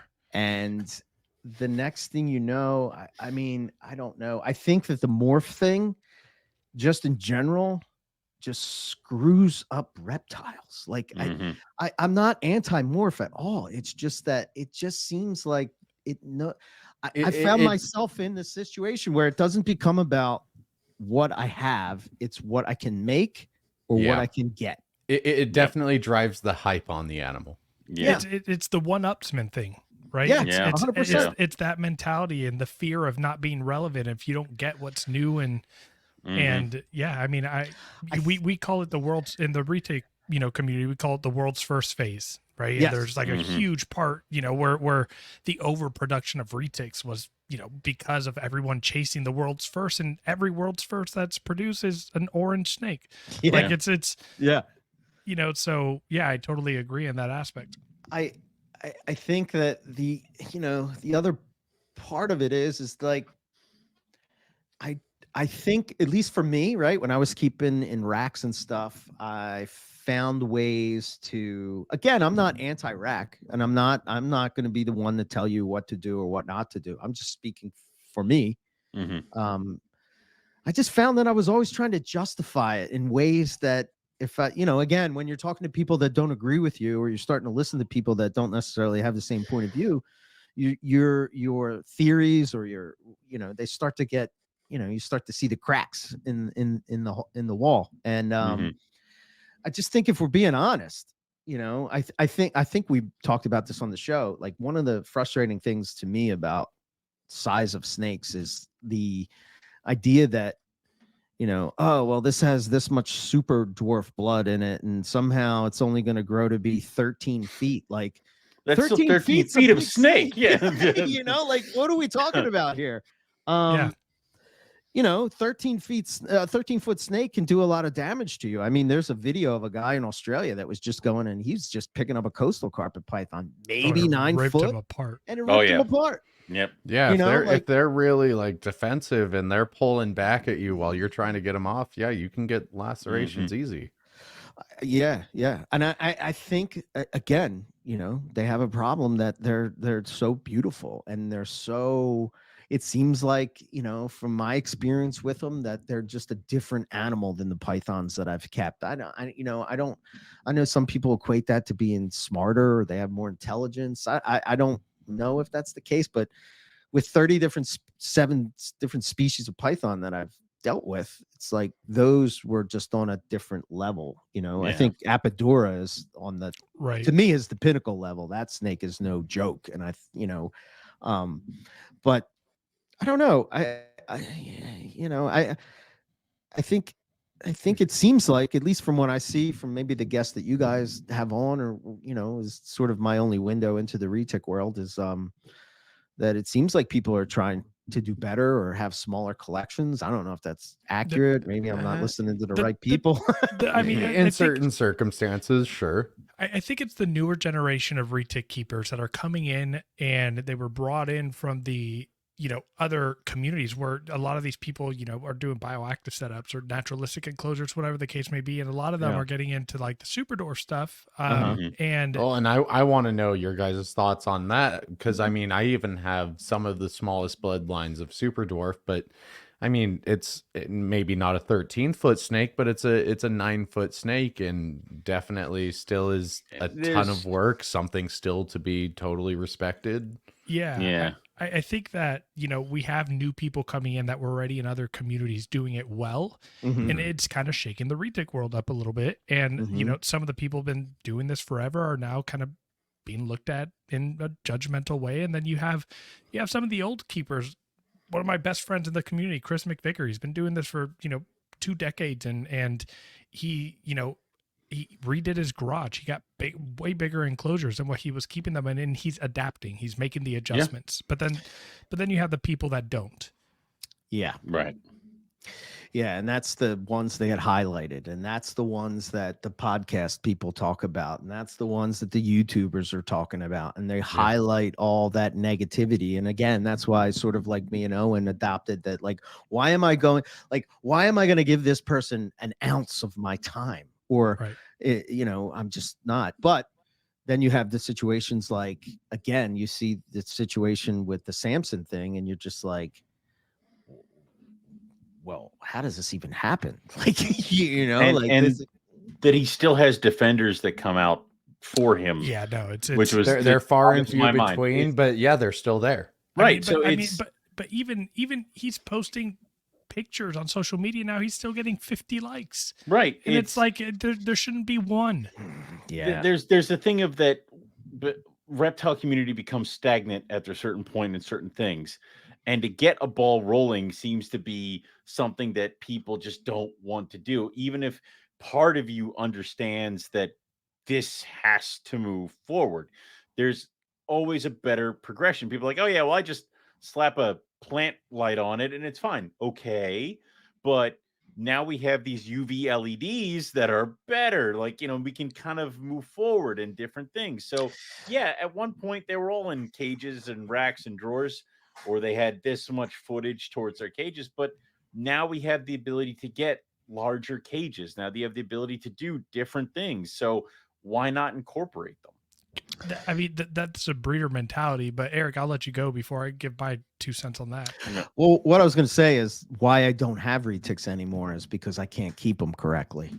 So I think at some point you have to, there's over the last 5 years, I've made a lot of decisions in as far as like not worrying about what the community thought, not worrying about what Owen thought, not worrying about anything but myself. What is this right that I'm doing this? Right. And I think the more you herp, the more you struggle with this, right? You struggle with this. Like, it's kind of like, are we even supposed to do this? And I know that's a bad thing to say. And like, you can't have that conversation because then, you're animal rights. No, not at all. I love keeping snakes. I do. I see myself keeping snakes forever, but I want to do it right. Yeah.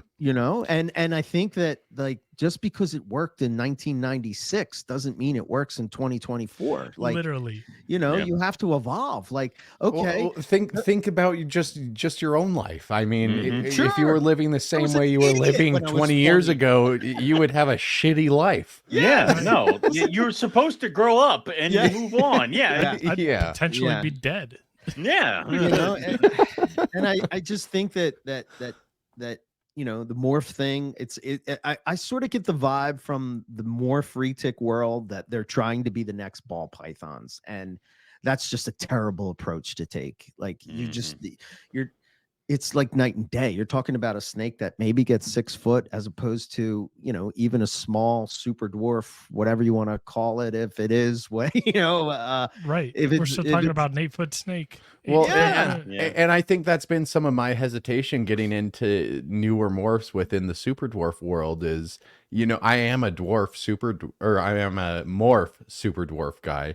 And like when I think about adding new morphs, it's just like it's not to the point where I want it yet, and I'm not trying to be the first. Yeah. Right, No, like then- like anthrax, for example, right? Like I Yeah. have some 50% anthrax here, but it's first generation cross the mainland, and not a lot of people are going to jump into a project like that because it's that first Something I generation love, cross, but right? I'm not ready for it yet. Yeah. Exactly. Yeah. But again, Nathan's a pretty responsible keeper.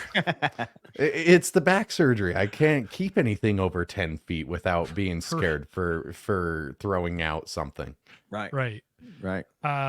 So I guess to wrap up kind of Retic talk, because I feel like we got a lot of just, true, honest opinions there. I'd love to hear from you guys if you think there's anything that Retic keepers can learn from carpet python keepers that would benefit the animal and the keeper. I would say don't worry about being the first one to produce a morph. If you have a morph you like, worry about enhancing that morph. Be the best at that morph. Don't worry about taking that to the next level and crossing with the newest thing, because where we've seen more breeders have longevity in Morelia are the people who found their morph, their thing that they love, and then they just tried to make it better. So you have gamma jags, which is just diamond jungle jags that they just poured yellow into the point that they're neon yellow, that people want these things. They have had Eric Hernandez's red line stuff. People are lining up trying to get to that things. Like it's always the taking the project and molding it and making it yours to where people will want to come to you for this. It's like, well, have them be the ones that are going to take this, one of your animals, and cross it with the newest thing. Fine, go over there and do that. But they want to have your stock because your stock is the best representation of this mutation. If that's what you're going to do. If you want to do morphs, that's my suggestion, is find your thing and stick with that. Love that. What about locality and maybe into the dwarf, super dwarf stuff? I mean, just coming from the world of Morelia and how, that's kind of old. There are news at this sacrilege. point. Yeah. You guys have a similar problem to what We do, carpet yeah. pythons have. In You, as you far guys as, just overcame the problem. We haven't yet. Yeah, that's No, we haven't yet. So it's, not yet. We're figuring it out. We're gonna have some problems in a minute. You're not allowed to cross the streams, so you can't take a Brisbane coastal and breed it to another coastal, because now they're separate things. So Brisbane's can only be bred with Brisbanes. So well, if you really want your brain to explode when it comes to like species and subspecies and taxonomy and whatnot, Morelia is, like, to me, is the one genus of pythons, that sort of has this, and I'm including scrubs in this mix. I know they're not Morelia now, but they were at the time. yeah, they took them from us. Scrub pythons are example of, well, green trees have the same thing, right? That, in the early days, it's just, we were just talking to Tim about this. Like, I wanted his opinion on, like, you didn't know that these were separate. I mean, I don't know. You can look at a biak and you can look at a Aru and you can see that they're not the same snake, but I understand why people might not necessarily see that and sort of say, okay, I'm going to breed these together. And if you really want to learn the ins and outs of, like, how do you do that, like scrub pythons fall into that category because they're not separate species at the moment, but they will be at one point when somebody does the work. They're clearly going to be. There's more species just in Papua New Guinea that aren't accounted for as of yet. They sort of have it as all amethystina, but I don't know. That would be something that, maybe that they could learn from the mistakes that carpets, green trees, and scrubs have made. And, I think scrubs have done it the best, where they sort of keep localities just totally separate, because you might not be able to get it in one day. And you guys are living that to where you can't get in wild. We just always never had an option. Like, you can't get it. I mean, you guys never had you guys never had the option. And scrubs, it's only a matter of time until those huge snakes aren't allowed to be imported. But so no, I agree. I mean, and me being just a locality guy, I'm right there with you. Is I'm not necessarily against crossing localities as long as I'm also making the effort to keep them Right. like, Yeah. to also make pures and make sure that we can. But, I think that both of those answers from each of you are really good insight. That was always the thing, is like, people would have, and same thing kind of goes with hybrids. I don't give a crap if you take your bowline eye and cross it to a ball python, okay? But please tell me you have another bowline eye that you're trying to breed it to as well. I can't co-host with you anymore. I know, man. that was it. That was the That deal was breaker. rough. You've never owned Yeah. a bowline eye in your life. Shut up. Yeah. So, but that's the thing, is like, so I have Brisbanes, and my idea is to continue to breed Brisbanes to Brisbanes. But if one year I want to take them and kind of throw them over here to a non-locality thing, that's fine. But I should also try to keep going Right. with the locality and with the line. Right. Or at least have, like, if you're going to do that, damn it. yeah, like have intentions to do something good instead of just being like, well, I have this locality and this. Let's see. I what have happens. this male and this female of snake, Right. and yeah. I think this will be my answer to that, because as you were saying that, I was just thinking, like, what could we give the other reptile communities? Lineage charts. Yeah, dude, trust me. I'm already working on it now that I've gotten a few chondros and I have records from generations back. Like, so I'm gonna have my I'm making a website. It'll probably be live in like 3-4 weeks if I actually finish it. But I planned every single one of my pairings. I'm gonna go back and I'll get pictures of every single animal I can and start having those things on there and giving them to people. And but yeah, like that's where I think the biggest drop off for the Retic community versus the Morelia community is, I'm about to make about to purchase a chondro that can be taken back to 72. Right. Wow. Yeah. All of this fighting of, you don't know who produced this and where it came from or what look. It's like, if we would have done this stuff from the beginning, yes, every war in the Retic world wouldn't be there. Yes. It'd probably be something else, but yeah. And for the people that do localities or do pure subspecies or species or whatever, it makes you now have documentation. There's no arguing. Your stuff becomes more valuable, in my opinion, because if somebody's looking for that, here you go, Yeah. So, oh man. Yeah, that was good. I'm glad that we got to pick your guys' brain on Retic stuff. All right. Well, let's get into the Patreon questions then. So we have a Patreon, Jamie Rowe. She's actually been with us, I think, since the start. But if each of you had to choose a first carpet for a newer snake owner, is there a locality, subspecies, species that you would recommend? You want to go first, that one? I mean, I know your answer is going to be Papuan carpet, because what else are you Incorrect. going to say? All right. It would not. All right. Someone's going to say Bredli. Hey, Eric's got to go first at this Owen's point. Owen's going to say Bredli. To me, the best pet carpet python, hands down, is an inland carpet python. An inland? That's just a weird looking Bredli. What's the non-knowledgeable term for an inland? What do you mean? What's the common pet term, I guess? I know in Australia they call them Murray Darling carpets. Yeah. Okay, so inland's just inland here. Okay. Yeah. Good to know. Taking notes. Morelia McIntyre is the scientific name. They're very chill. Very chill. I have never been struck at and never had any kind of biting from them. Absolutely nothing. I mean, Bredli have been hit or miss. I think hypo stuff is a little bit on the snippy side. Beautiful. Of course, the most beautiful Bredli is the evil one. Yeah. But they don't get too big.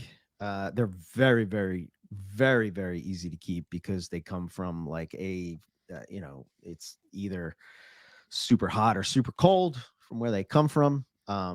And they're just very, I don't know, in my experience, they are the best, most underrated, I think, of carpets. And I think the next one would probably be Papuans, but inlands should be the one that you look at. Breadlie for me because they can take harsher kind of.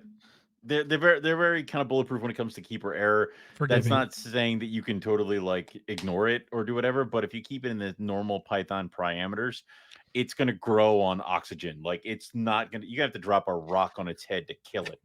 But they can get big, right? But they can get big. That is the thing. Is they Inlands can don't and get as will big. get big. Oh my goodness, I can't handle it, baby. She's in a Retic Discord. Big's not a problem. Exactly. It's an adult Breadlie. You're fine. Yes. I have several. Yeah, I think that inlands, that's new information from me. Talking to other people, and now that I have a is it gelatin or gelatin? Gelatin. Yeah. That sounds like food, but okay. It does. Yeah. Right. Now that I have a gelatin and Papuan, I'm asking just about everybody questions on every subspecies and learning, and I've heard from many that Breadlie are, some of the most and not the easiest to work with. So that's good to know. All right.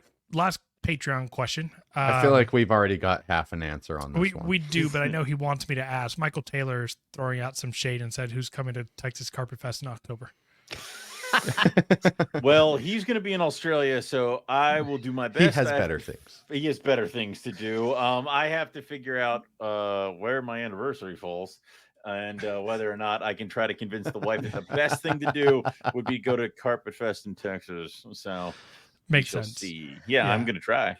Yeah. But don't you want to see the 3-story croc monitor? Honey, it's honey. They'll let you pet a Komodo dragon if I ask a nice. Dude, that was it was such an amazing experience. That's why I want to go to that Carpet Fest. It was so awesome. Yeah. I have no intentions of keeping carpets, but invite me. We don't check at the door. Like we've had monitor people and stuff like that. Carpet Python card, please. I've had NPR on. We're good. Yeah, it's all right. Yeah. Nathan, if you're serious, I mean, I'm 40 minutes away. When is it? From the October.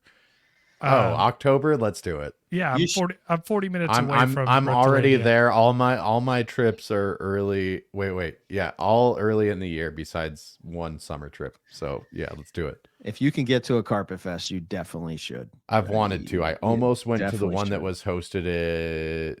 I think it was the year after Brian Cusco's. It was somewhere in Northern California.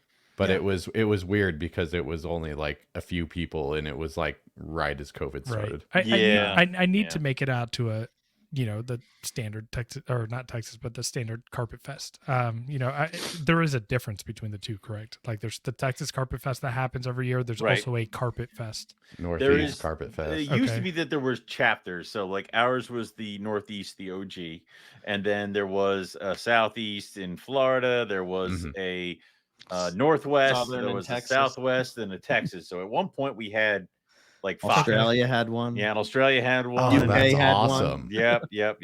So we're slowly clawing our way back. The idea was to get hours off of the bench and get the Northeast back up and running. And obviously we let people kind of do their own thing with that. We had the people who did the different chapters. They didn't like have to check with us or pay anything or do anything like that. They just had to they just did it, and that's fine. Organize it, have your fun. So we're glad that the Texas Carpet Fest is up and running, and we're hoping that some other people start picking up the ball and run with it. It is a lot to host a Carpet Fest. Oh, I bet. I've done it. Eric's done it multiple times. It's a different thing. So just planning for food alone, like the rules of Carpet Fest have changed over the years as shit went wrong. So it was you learn on the fly. Oh yeah, it was a barbecue, and then I think the second one, everybody brought a bunch of cheeseburgers and hot dogs, but nobody grilled them. So everybody just stood around hungry. And it's like, are you kidding me? So now it's like you have to bring food that is prepared, and if you bring raw hamburger, you have to cook said hamburger. Like it was all that stuff. So I think those things are important more so than reptile shows are cool. But a lot of people will have their animals there with them, and they're focused on taking care of their customers and all that kind of stuff. So, it's important, I think, for a community of people to kind of get together and celebrate being a community, and sort of seeing somebody and talking to them in person. I think it number one, I've made, people that I consider family to me now through these carpet fests. And I don't know. I just think it's a great way to, to sort of, and there's not that you filter yourself on a podcast or stuff, but sometimes with smuggling stuff and whatnot, it's stuff you don't necessarily want to put out there, or like maybe a breeder that you can rub shoulders with, and that maybe not putting out that information onto social media or something like that, where you can sit there and just ask them a question, and the next thing you know, you're having a conversation, eating some food and drinking a beer with them or whatever. And I don't know, it's just, you're going to be introduced to people that you may have been intimidated to talk to them at a reptile show, and now all of a sudden you're drinking a beer with them, and I don't know, it's just a different vibe, and I think it's really good for a community to come together. And it's also not a reptile show, so I'm not trying to. I got time to talk to you. I'm not trying to talk to this person. I'm not trying to answer 18 million questions about a baby white lip and how it differs from a ball python, and all this other stuff. And I can actually spend time and discuss those kinds of things. So yeah. Right.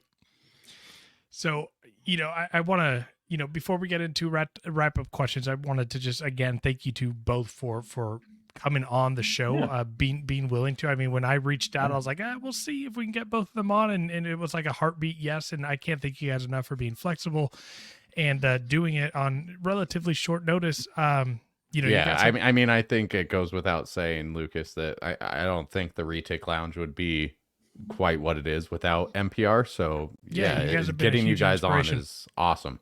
Thanks for having us. I'll start off with my wrap-up question. If there's one thing that you could advise people that have a new podcast or want to start one, what would that be? Owen, go ahead. Consistency. Figure out your plan of when you're going to drop episodes, and stick with it as long as you can. And if you do deviate, get back on it as soon as you can. We haven't deviated yet, but I 100% agree. Something will happen, but just gotta get back on board. It's bound to. Life is weird. Yeah, there's no way that. Talk about something that you're excited about. I mean, to me, the most important thing is, like, whatever you're talking about, you have to like it if you want other people to like. Like, you can't be well, I don't want to talk about this. I don't really like this species, or and then people are going to be excited about it. No, pick something that you're into. Who cares if it's popular or not? Make it popular. Right. You know? Yep. No, I like that. Nate, last question. All right. Well, I think it kind of goes along with the last one that we just asked, but what's your best piece of advice for Lucas and I? Just keeping this going. Stop talking about retics. Just stop now. Call it good. Just you call guys it good. End on a high note. Yeah, it's don't take it too seriously. Don't ride into it thinking that this is my podcast, this is my territory, and we will do it this way. Be flexible, and see where the things go, and don't stick to. I mean, there have been episodes where Eric has like 4 pages worth of notes and questions, and we don't even get off the first page because we deviate, and it goes to an insane conversation that is just so good. We just keep going. Sure. And then it's like, crap, I guess we'll have to, because then you can always have that same guest back and you can tackle the next page. Like, why do you think Nick Mutton's been on the show so many times? So it's true. Yeah, I listen to you guys every week. I love what you guys do. I think that I would just keep doing what you're doing. I know that I think you guys work well together. You have good guests. You talk about good topics. You're honest with your approach. You're not you you guys come across as very humble when it comes to like not knowing things, whereas like some people will pretend to know stuff that they like. You're not afraid to say, I don't know. Oh, I don't Yeah. know. You know? Yeah. Yeah, I don't know a lot more than I know. Yeah. So Oh, most of us are in the same boat, you know, Yeah. and I don't know. I enjoy it. So Well, and going back to what Owen said, I mean, I think there have been a few times that, you know, just with the pressure of release dates or whatever, Lucas and I have butt heads, but we've been able to come to a place where we do give each other a little bit of leeway when, you know, stuff kind of hits the fan. So yeah. I think that's great. Yeah. Yeah. Yeah. Again, appreciate, I mean, that the feedback, you know, thank you, Eric and Owen, for, you know, that guidance and words of wisdom. I could definitely say that from you guys doing this. But yeah, we're gonna send you guys back to the studio and we're gonna close this up. But we appreciate again having you guys on. It was great chatting. Wait. You're getting way ahead of yourself, Lucas. I don't know if it's because it's on the next page or what. Oh, but it is on the next page. yeah. So Owen, Eric, we know you guys are the OGs of reptile podcasting, but for any of our listeners who may be new to NPR, new to Owen, new to Eric, where can people find what you guys are doing individually? Where can we find NPR? Give us all your socials. Give us your plugs. All right. You go Okay, first. well, You got okay. less. You, All right, don't, you don't sell snakes. Yeah. Yeah. The dream. I have a website that I'm revamping for me personally, EB Morelia, that I kind of haven't paid attention to in a while because I kind of got bummed out selling snakes and whatnot, and the whole nonsense that goes along with that. But that's another story. It Anyway, happens. as far as, so that's me, EB Morelia. As far as Morelia Python Radio, if you can follow us on Morelia Python Radio on all the social stuff under that. We have a website, moreliapythonradio.com. You can go there if you want to learn about Morelia. And then, you know, our podcast is all over the place. We have a YouTube channel. So all the podcasts that we have go under that one NPR network. So you can check us out there. And yeah, that's kind of it, right? Owen, what am I forgetting? Yeah. No, I think, yeah. For me, you can go to rogue-reptiles.com. I have a bunch of babies listed up there. I got everything from false water cobra, white lips, to some rough scale pythons. Yeah. Yeah, I will. Some good stuff. Go buy his snakes, guys. Yeah. I need new windows on my house. Don't say that, Nathan. Yeah. Oh, yeah. They're there. Also, it's rogue_reptiles on Instagram, and then Rogue Reptiles on Facebook. I do have a normal Facebook for myself, but if you're not going to see anything there snake related, you probably just want to go and like Rogue Reptiles Facebook page. But yeah, that's all I have. All right, guys. Thanks again. Yeah. Thank you. All right. Well, thank you everyone for joining us on another episode of the Retic Lounge. I mean, I feel like I've said this a handful of times after, you know, some of our longer episodes, but this is one of my favorite ones.